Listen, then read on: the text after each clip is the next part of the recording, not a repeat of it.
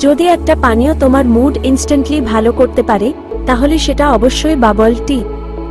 হ্যাঁ, আমি বলছি সেই মজাদার চুই পেয়ার্লস দিয়ে ভরা ক্রিমি আর ফ্রুটি গুডনেস যেটা প্রথম শুরু হয়েছিল তাইওয়ানে।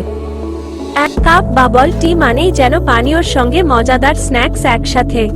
তুমি চাইলে নিতে পারো ক্লাসিক মিল্ক টি, না হয় fruity flavours, mango, lychee, strawberry, আর হ্যাঁ, আমার favourite brown sugar bubble tea, ক্যারামেলের রিচ ফ্লেভার আর সেই চুই পার্লস, পিওর হ্যাপিনেস।